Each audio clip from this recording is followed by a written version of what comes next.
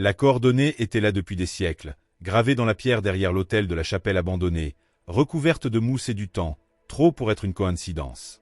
Martha passa ses doigts sur les chiffres usés, 27443 6S 483 018 watts, et sentit un frisson qui n'était pas seulement celui du vent du sud qui traversait les fenêtres brisées.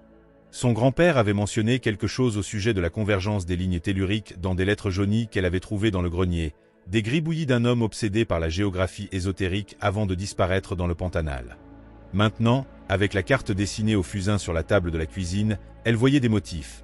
Les points formaient un triangle entre les ruines jésuites, le laboratoire pharmaceutique abandonné aux environs de la ville et le puits sec dans la cour de la maison où sa mère était morte. Cependant, le troisième sommet ne correspondait à rien de connu. C'était comme si la Terre avait été effacée intentionnellement de là. 2 jours plus tard, le premier rêve arriva. Une salle circulaire aux murs revêtus de carreaux blancs, une lumière fluorescente clignotante, des voix étouffées derrière une porte marquée d'un symbole inconnu. Elle ne pouvait pas bouger ses jambes, mais elle voyait ses propres mains ou ce qui en restait déformées par des veines sombres qui pulsaient en synchronie avec un bourdonnement sourd.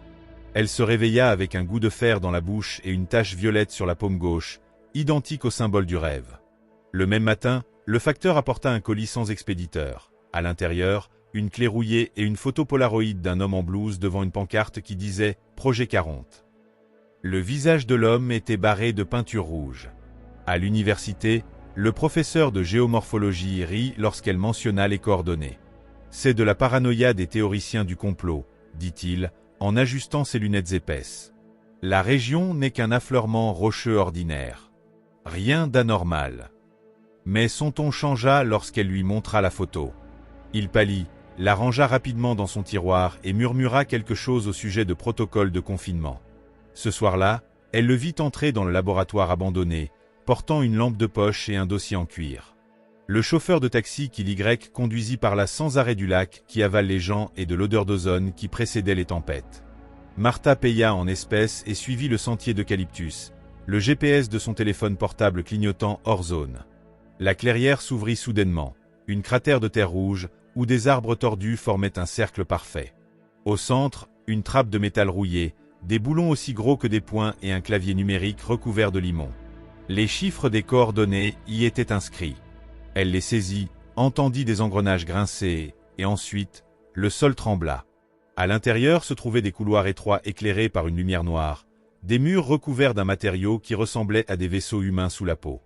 Des portes numérotées de 0 à 999, certaines entrebâillées, révélant des équipements médicaux obsolètes, des flacons contenant des liquides troubles, des moniteurs affichant des formes qui ne pouvaient pas exister en 3 dimensions. Au bout du couloir 44, une salle avec un miroir qui ne reflétait que la moitié du corps, l'autre moitié était remplacée par une masse noire et pulsante. Sa tache violette démangeait, maintenant battant au rythme du bourdonnement du rêve. Un cahier trouvé dans la salle 13 détaillait des expériences avec des champignons endophytes modifiés pour altérer la perception spatio-temporelle. Les notes mentionnaient des sacrifices d'animaux et de volontaires humains pour stabiliser le portail. À la page 23, une phrase soulignée « La douleur est le seul traducteur fiable entre les dimensions ».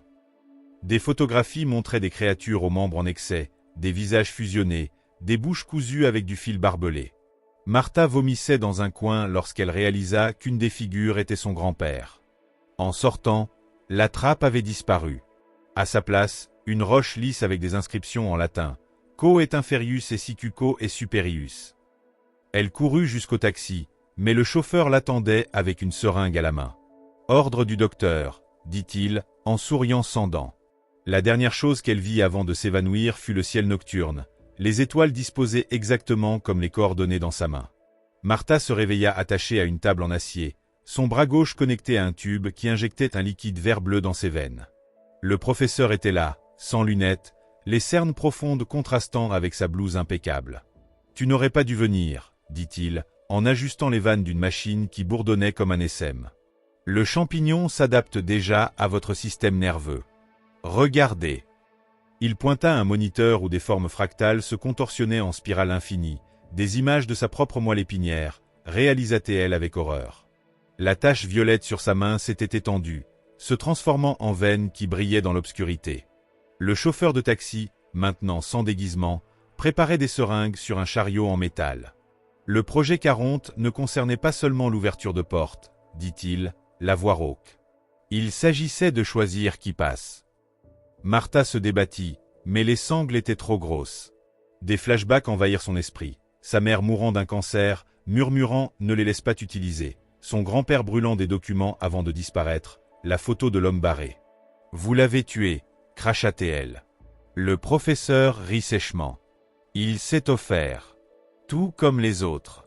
Sacrifice nécessaire pour calibrer le portail.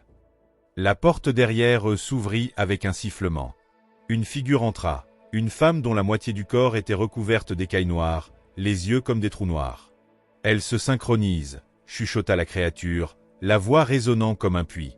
La convergence des lignes telluriques, la douleur va la guider. Martha sentit quelque chose se rompre en elle. Ses articulations craquèrent, ses os se réorganisèrent, tandis que la substance dans le tube pulsait plus vite. Le professeur recula effrayé. Abordé. Elle n'est pas compatible. Les visions commencèrent. Des souvenirs qui n'étaient pas les siens, des laboratoires souterrains en 1972, des enfants avec des organes échangés, un président signant des décrets secrets sur la maîtrise des anomalies.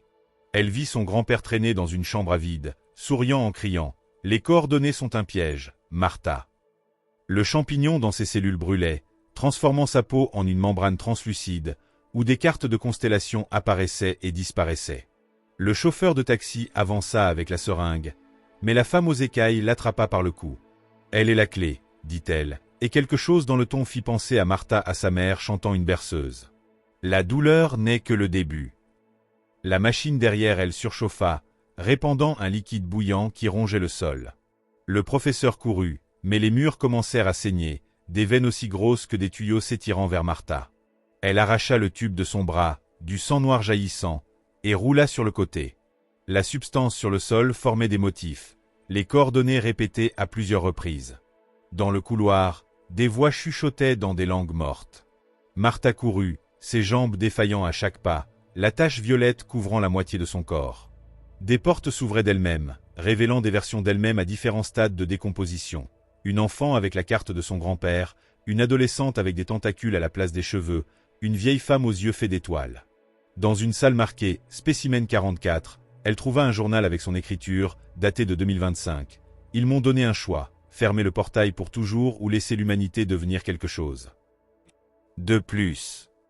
L'alarme retentit. Des lumières rouges clignotaient, tandis que la femme aux écailles la rattrapait. « Il n'y a pas de temps, » dit-elle, entendant une main qui fondait. À chaque minute où le portail reste ouvert, plus de dimensions s'effondrent. Vous devez décider.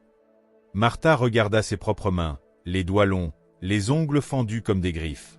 Dans sa poitrine, quelque chose battait hors du rythme, comme un deuxième cœur. Elle se souvint du miroir qui montrait la moitié d'elle comme une masse noire. La douleur est le seul traducteur. Au bout du couloir, la trappe était ouverte, révélant le cratère sous la pleine lune. Le professeur la tenait, implorant. « Tu ne comprends pas ? Ils viennent d'un endroit où la souffrance est une adoration. Si nous fermons le portail, ils ne s'arrêteront jamais. » Martha sourit, ses dents acérées coupant ses lèvres. « Alors, nous allons rendre l'appareil. » Elle saisit le journal et courut dans l'obscurité, le champignon dans ses veines chantant une mélodie qui lui était propre.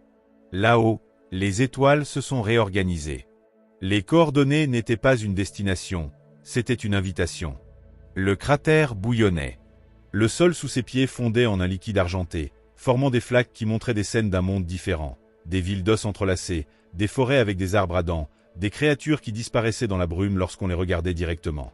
Martha sentit le champignon dans ses veines vibrer, se synchronisant avec le bourdonnement du portail.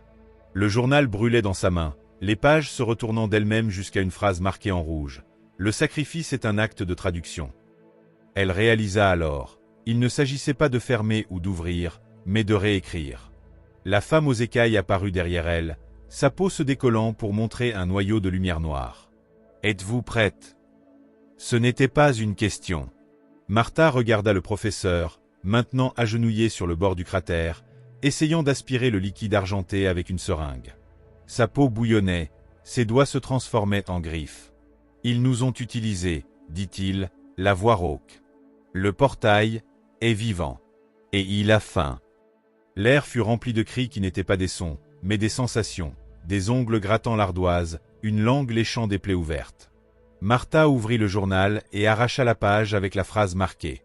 Les lettres flottèrent, formant un cercle autour d'elle. La douleur est la seule traductrice.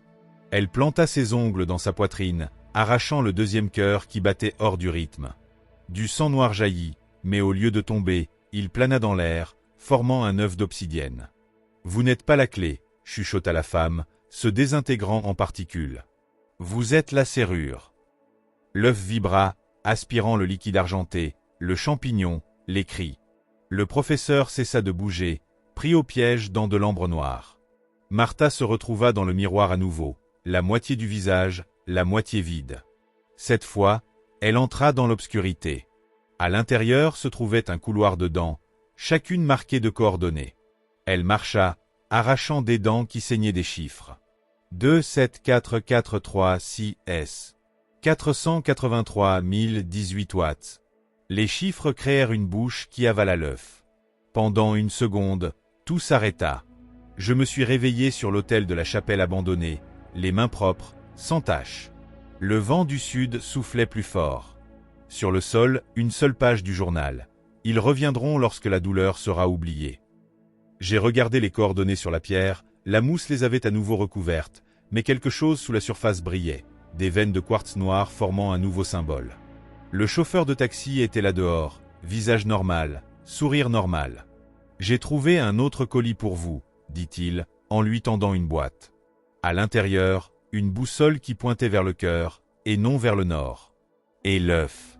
L'œuf est ici. En moi.